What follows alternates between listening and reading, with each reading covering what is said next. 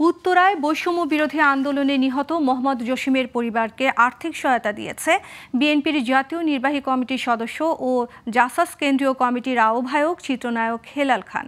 বুধবার সন্ধ্যায় টঙ্গী বৌবাজার এলাকায় জসিমের পরিবারের সাথে দেখা করে আর্থিক সহায়তা দেন তিনি।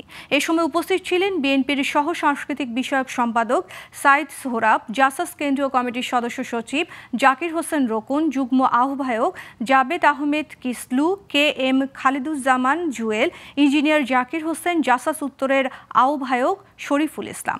হেলাল খান বলেন, আন্দোলনে হতাহতদের প্রত্যেকের বাসায় গিয়ে খোঁজ খবর নেওয়া হচ্ছে, প্রয়োজনে তাদেরকে দেয়া হচ্ছে আর্থিক সহায়তা।